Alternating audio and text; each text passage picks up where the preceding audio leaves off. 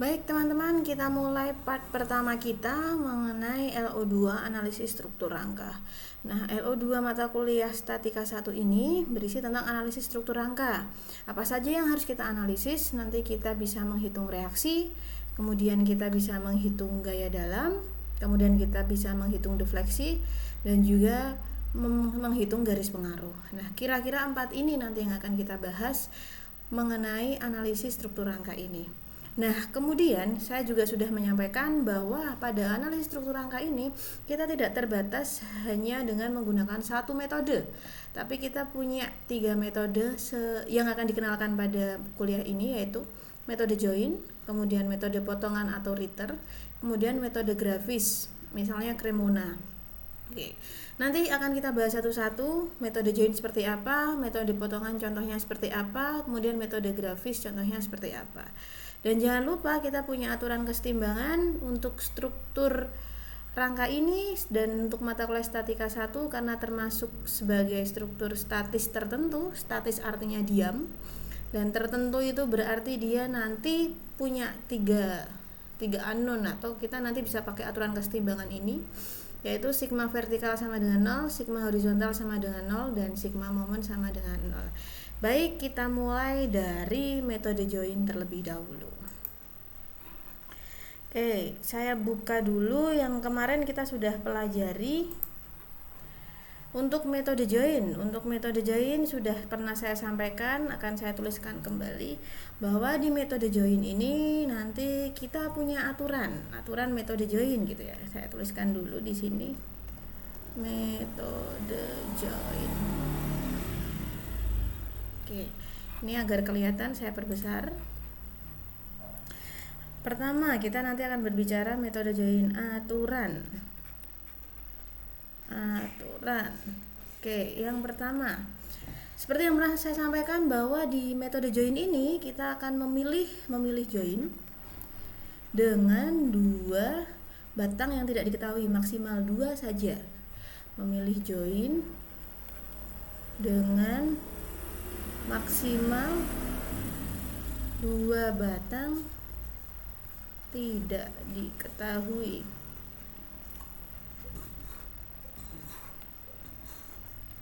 Ini ya. Jadi akan saya highlight di sini bahwa maksimal 2 batang yang tidak diketahui.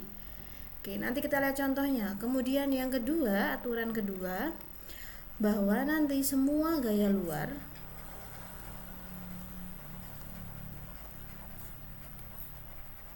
pada join digambarkan sesuai arahnya.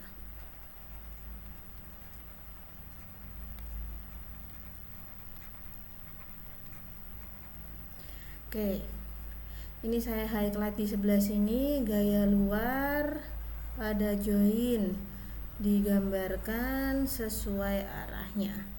Kemudian yang ketiga, arah batang atau member ya diasumsikan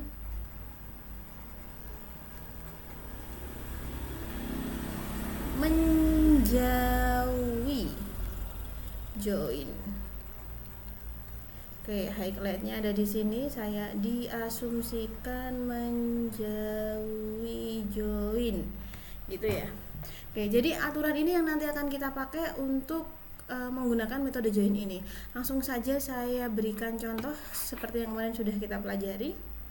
Oke, kemarin kita sudah belajar bentuknya seperti ini deh. Contoh. Ini soal yang kemarin.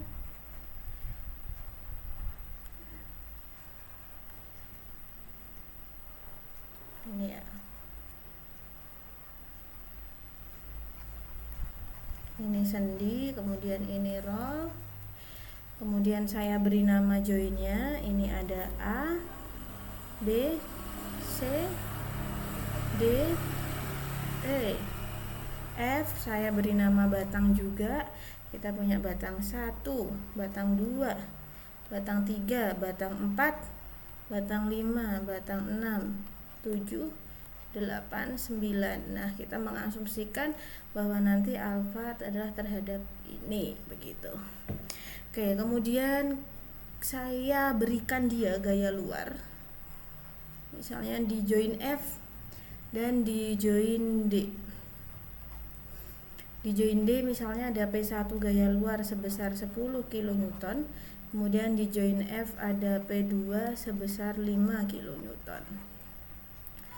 Oke, kemudian saya berikan dimensi juga, ukurannya yaitu sebentar, ini misalnya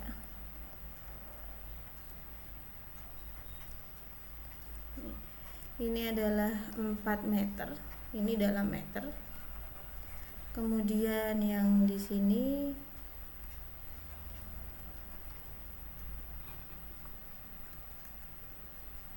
tiga meter. Ini ya. Ini contoh soal kita misalnya.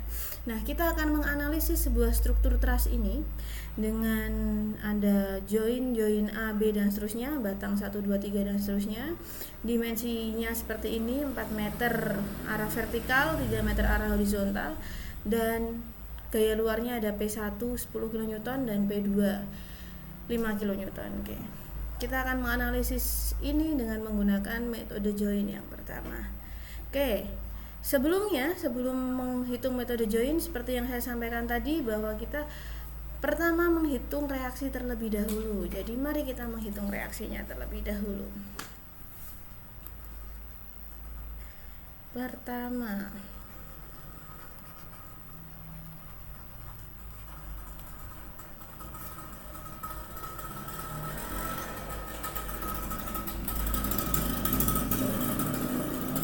D ini tuh natural banget ya, soalnya suara Vespa motor lewat tuh terdengar. Nggak apa-apa ya. Oke, pertama kita mencoba untuk menghitung reaksinya terlebih dahulu. Menghitung reaksi ini kita gunakan sigma momen sama dengan 0. Jangan lupa bahwa di sini saya kasih highlight dulu bahwa momen adalah gaya kali lengan gitu ya. Saya tandain dulu. Kemudian kita punya aturan juga untuk arah momen yang searah jarum jam adalah positif, yang berlawanan arah jarum jam adalah negatif. Oke, kita menghitung dulu. Untuk mencari reaksi, kita lihat bahwa di A, karena dia sendi, maka nanti dia akan punya RAV dan RAH. Sedangkan C, karena dia merupakan roll, maka dia hanya menahan arah vertikal saja, RCV. Oke, kita mulai untuk mencari reaksi A terlebih dahulu. Untuk mencari reaksi A, maka kita menggunakan momen di C sama dengan 0 gitu ya. Dan kita gambarkan semua. Pertama, di sini momen adalah gaya kali lengan. Maka semua gaya kita tuliskan dulu nanti ke join C gitu. Kita punya RAH, kita gambarkan. Kemudian kita punya RAV. Kemudian kita punya P1. Kemudian kita punya P2. Kemudian kita punya RCV. Nanti kita sama dengankan 0. Nah, ini adalah gaya atau gaya yang di sini. Lengannya berapa? Baru kemudian kita tentukan lengannya. RAH ke C, karena ini dalam satu ordinat X, jadi dia tidak punya jarak gitu ya, maka dia adalah 0. Kalau 0 positif negatif sama aja ya. Nah, kemudian di sini RAV ke C, RAV ini ada di sini, C dari sini, maka jaraknya adalah 2 kalinya ini, atau 3 tambah 3, 6. Arahnya kita lihat, RA sampai C searah jarum jam, maka positif. Kemudian P1 ini sampai ke C, P1 sampai ke C, kita lihat, tarik ke sini, oh ternyata cuma satu ini aja, maka jaraknya adalah 3. Arahnya bagaimana? Kita lihat ke C berlawanan, maka dia minus. Kemudian P2 ke C, kita lihat P2 jaraknya ke C. Oh, ternyata 2 kali vertikal ini atau 4 tambah 4 berarti 8. Arahnya seperti apa? Minus, maka di sini minus P2 dikali 8. RCV, karena RCV berada di C, otomatis jaraknya adalah 0. Oke, sampai di sini kita lanjutkan perhitungan kita. Maka kita akan punya di sini, ini 0, kemudian ini plus RAV kali 6, kemudian minus P1 tadi adalah besarnya adalah 10 kali 3, minus P2 tadi besarnya adalah 5 kali 8, ini plus 0 sama dengan 0. Maka bisa saya tuliskan di sini, saya pindah ruas semua. RAV sama dengan 30 plus 40 dibagi 6, begitu. Jawabannya adalah 11,67 kN. Oke, ini untuk dapat RAV-nya sudah dapat. Kemudian untuk di join A juga kita masih punya RAH. Karena RAH ini posisinya horizontal, kita bisa menggunakan kesetimbangan yang lain, yaitu kesetimbangan horizontalnya. Untuk mencari RAH kita gunakan sigma horizontal sama dengan 0 gitu ya. Maka yang ke kanan akan sama dengan ke kiri. Yang ke kanan adalah RAH. Yang ke kiri kita lihat yang merupakan gaya horizontal P2. P1 kenapa tidak? Tidak, karena dia berada di posisi vertikal. Jadi dia tidak ditahan oleh RAH gitu ya. Jadi P2 aja. Sama dengan P2. Maka di sini kita ketemu RAH sama dengan 5 kN. Oke, arti positif di sini 11,67 ini berarti nilainya positif. RAH ini 5 kN nilainya positif, maka arah yang kita asumsikan di awal ini adalah sesuai. Artinya RAV adalah 11,6 ke atas dan RAH adalah 5 kN ke atas. Kemudian kita menghitung RCV-nya. Untuk menghitung RCV kebalikannya, maka kita akan menggunakan join A, sigma M A sama dengan 0 gitu. Oke, kita lihat di sini.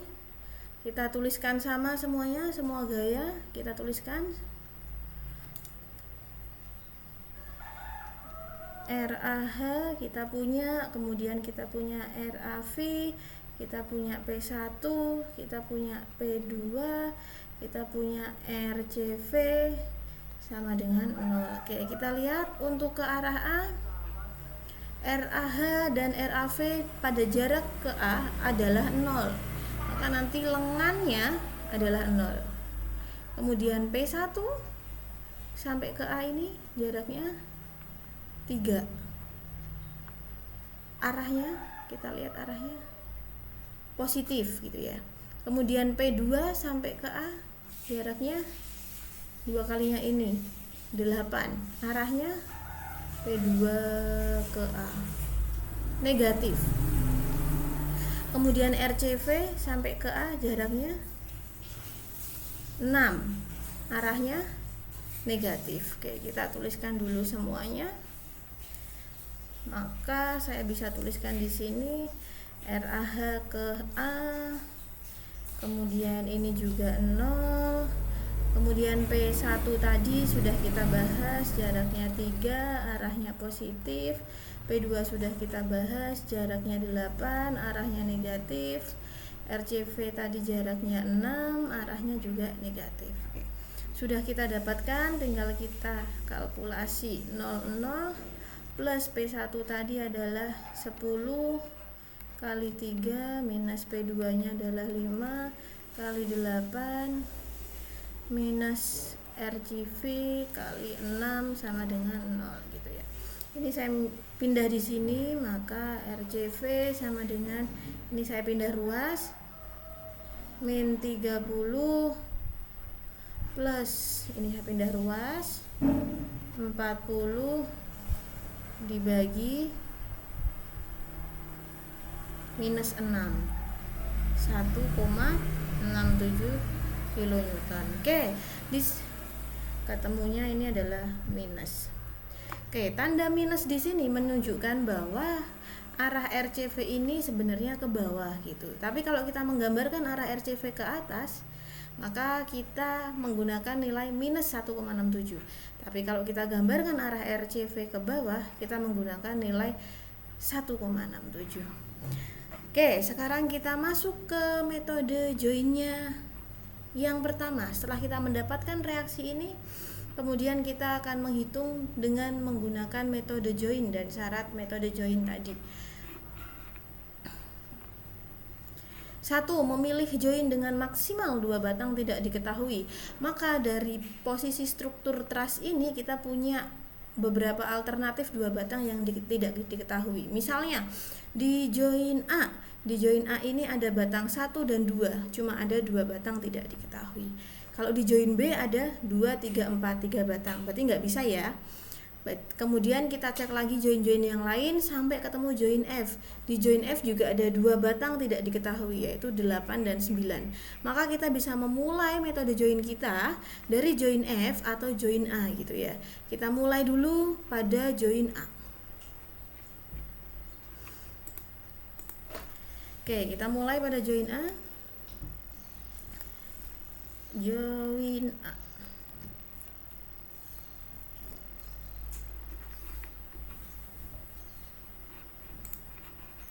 Join A kita gambarkan apa yang ada di sana tadi.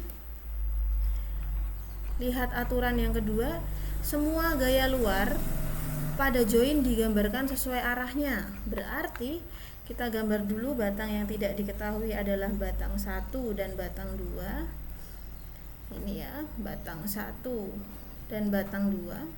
Ada 2 batang sesuai. Aturan kedua, semua gaya luar pada join digambarkan. Pada join A, kita tahu bahwa join A ini adalah tumpuan atau di sini ada sendi, dan di sendi ini ada reaksi horizontal dan reaksi vertikal. Maka ini kita gambarkan sesuai arahnya, Oke. Berarti kita gambarkan dulu. Ini ada RAH. Kemudian kita punya RAV gitu ya. Nah, aturan yang ketiga, batang-batang pada join tersebut diasumsikan menjauhi join. Karena joinnya berada di sini, maka saya gambarkan menjauhi ke arah sana, gitu. Paham ya, menjauhi. Kalau ke sini berarti mendekati. Oke, kemudian kita punya kesetimbangan tadi. Kita punya beberapa kesetimbangan, sigma vertikal sama dengan 0, sigma horizontal sama dengan 0, dan sigma momen sama dengan 0. Nah, untuk metode join ini kita bisa menggunakan sigma vertikal dan sigma horizontal. Bagaimana dengan batang 1? Karena batang 1 merupakan batang diagonal, berarti kita ubah dulu ke arah vertikal dan horizontalnya. Oke, saya ubah dulu gini. Maka dengan menganggap sudut di sini, maka batang 1 arah horizontal adalah cos alfa dan yang arah vertikal adalah sin alfa. Gini ya. Oke, dengan melihat ini kita coba mencari sin cosnya. Saya tuliskan di sebelah sini. Kita tadi punya ini, kita punya ini adalah 4, ini adalah 3, kemudian ini alfa. Maka di sini kita punya sinnya, berarti sini adalah 5 gitu ya. Maka kita punya sin alfanya adalah 4/5, kemudian cos alfanya adalah 3/5. Oke, sudah. Ini nanti akan kita pakai, maka saya tandain terlebih dahulu.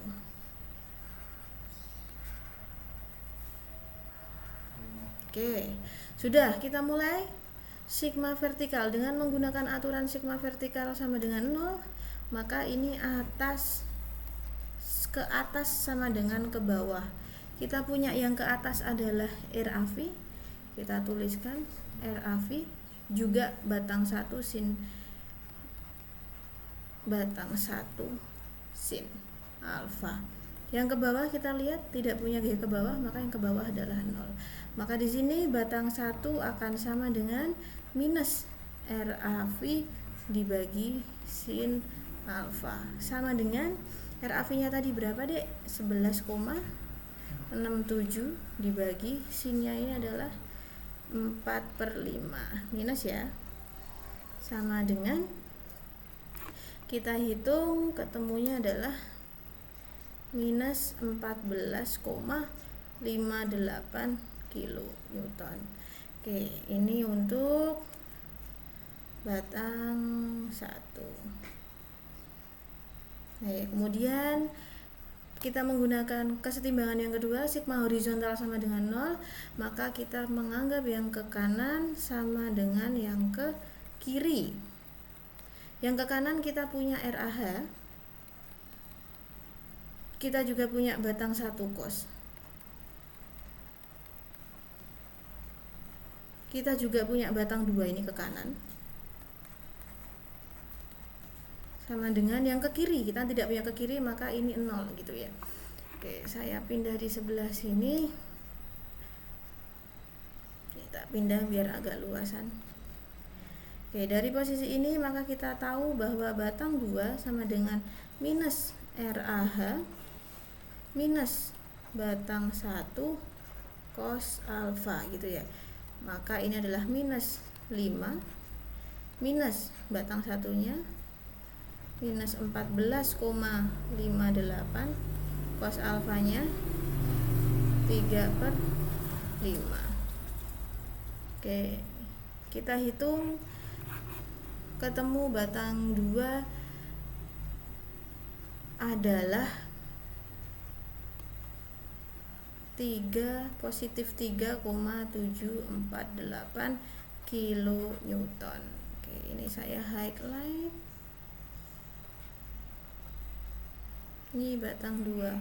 Oke, berarti kita sudah ketemu batang 1 dan batang 2, maka kita bisa tandain di sini bahwa batang 1 sudah ketemu, batang 2 juga sudah ketemu. Maka selanjutnya jika kita ingin menyelesaikan seluruh gaya batang ini menggunakan metode join, maka kita bisa memulai dari batang join F karena di sini ada 2 batang 8 dan 9, atau join B karena di sini biarpun ada 3 batang tetapi batang 2 sudah diketahui, alias tinggal 3 dan 4 saja yang tidak diketahui. Oke, sampai di sini penjelasan metode join. Semoga cukup memberikan kejelasan. Silahkan nanti dilanjutkan sendiri untuk batang-batang yang lain.